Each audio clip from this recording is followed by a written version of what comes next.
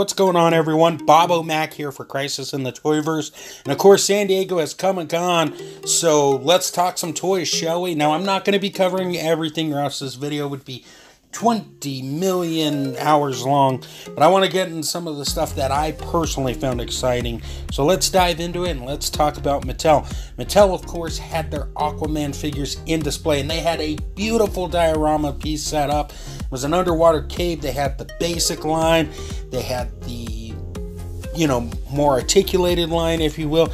It was just a beautiful setup, and I really appreciate Mattel's effort lately on the DC license. And with the movie line, it does include that updated articulation that we've been seeing. Of course, we got the five characters from the movie along with the Build-A-Figure. These things all look fantastic. Really excited and really sad that my wallet's going to be hurting because of these. They also showcase more of what we saw at Toy Fair with the multiverse line, if you will.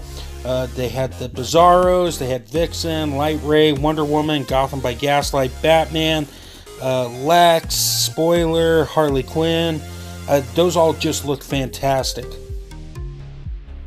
So let's transition over to Creature Replica. Now, I don't think they were at San Diego. I could be 100% wrong on that, but they did showcase on Jane St. Jean's Instagram the Wendigo and the aliens. As you can see, they're going to be coming in a variety of colors. I don't know how that's going to work out yet, but these are really fantastic. I really love this line, and I know I did the review on the Himalayan Yeti, but I'm really excited for Series 2, if you will, of these bad boys. And who doesn't want a sheep squatch in their action figure collection?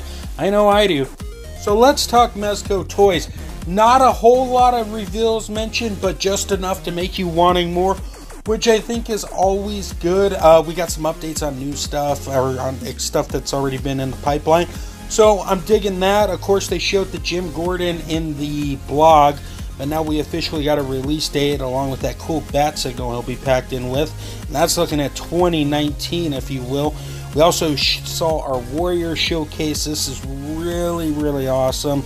Warriors, come out and play. Very exciting. We also got to look at Magneto. He's looking cool with his effects and whatnot. I believe the release date was fall of 2019. Yep, there we are. So that's always awesome. It's cool to have some villains for your X-Men to fight. And then we got Black Bolt and the dog, the giant dog. I forget the dog's name. I'm not a big Inhumans reader, but this thing really looked amazing, and it's slated for a winter 2019 release. We also got a Ghost Rider. I'm not sure if he's going to come with a bike yet or not, but it'll be, I'm sure they'll figure out something. Those guys are crazy over there. But he's slated for a winter 2019 release as well. And lastly, we had a look at this Robin Hood figure, which everybody's like, wow, why are they doing something like that? It may not be everyone's cup of tea, but it'll be interesting. I'll probably pick it up, and he's slated for a fall 2019 release. So let's talk DC Collectibles. Now, I've been kind of hard on this DC Collectibles on this channel just because I really used to enjoy their product. But it's nice that they're releasing cool products still in action figure form. It's cool for the animated line people to finally get Grey Ghost, Hardak, Two-Face, and Scarecrow. I know a ton of people have been wanting those 4 figures, and it's nice that DC Collectibles has listened, and they'll be doing that. I also believe they're doing a Batman with a Bat Cycle with an ab crunch, which is quite interesting. As far as the Essential line goes, we got Nightwing, Batgirl, Harley Quinn, and the Joker. It's going to be interesting if these get made. As long as Essentials continues, I don't see any reason why they wouldn't. So let's talk NECA, everyone. NECA once again hitting a grand slam at San Diego. I'm not going to cover every single last reveal, just some of my personal favorites for this. And let's go ahead and start with that Terminator line. Now, I don't have any pictures of John Connor, but he was teased and shown a little bit, which I think is pretty cool. But this set right here is based on that vintage line. You got the Terminator, the Endoskeleton, and the T-1000 that changes color. NECA has a cool video up about that you should check out on their Facebook page. Also, they showcased in the retro line some pretty wild ones. First, we got Ace Ventura Pet Detective loaded with several animals, several pictures, and a business card, and several different head sculpts. That thing looks wonderful. And if you thought that wasn't wacky and crazy enough, Golden Girl action figures. Who wanted them? I don't know. Apparently the demand is there, and all 4 of these came out fantastically. The sculpting looks great, the clothing looks fantastic, just really blows my mind. Speaking of blowing my mind, we're getting some Karate Kid action figures. I believe there was a vintage line, if I'm not mistaken, but that wasn't, I think that was based on the cartoon. But these are going to be based on that first movie, and it's no doubt and thanks to Cobra Kai. Of course, we got a Shape of Water figure based on Del Toro's film that won an Academy Award, which is just crazy, but it looks beautiful as well. And lastly, Michael Myers came back home to NECA, and fans could probably quit bugging him so much on Twitter about Michael Myers. Now, I don't think they have the license to the old stuff. It's just this new one. This one's going to be an ultimate one. I think it looks great. I'm probably going to use it for custom for some Dawn of the Dead characters, but that's just me. But all in all, NECA really killing it. Now, they did also announce that some of their Turtle stuff may be making an appearance at GameStop. We'll wait and see. I think that's fantastic news for fans of TMNT.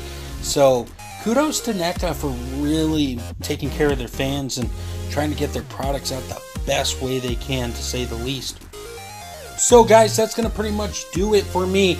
I know I didn't cover every single last toy release. I just covered the things that I'm really excited for. With that being said, I do want to point out they showed off some new Mortal Kombat stuff. I couldn't find any images that weren't my own. And, well, not my own, but like press release stuff. And I was waiting back for people's responses, and I never got any back, so I figured I had best not to use it. So rather safe than sorry, if you will. But Storm Collectibles had a great new selection of stuff. You should find that stuff online. It really came out great. Also, Hasbro dumped a whole bunch of Marvel Legends. It's crazy. If it was in the Marvel Legends game, I'd be all over a ton of those. It really came out great. Like I said, I missed a ton of stuff, but I'm sure if you're watching this video, you've watched 30 others. So, one last thing. The reason why you didn't see any Diamond Select stuff here, I am going to be interviewing, hopefully within the next 2 weeks, Zach from Diamond Select. I'm going to be talking about all their stuff from San Diego and just trying to have a good time with him and share some laughs about toys and things of that nature. So I'm holding off on the Diamond Select reveals until then. So with that being said, I don't think there's anything else to cover. Speaking of covers, head over to undercovercapes.com on your internet machine to listen to all the geekness that you can in the Geekverse. Head over to Extreme-Sets for all your pop-up needs, and on Instagram, throw a follow at Toy Lover Crew. Guys, I'm out of here. Take care, and until next time, great googly boogly.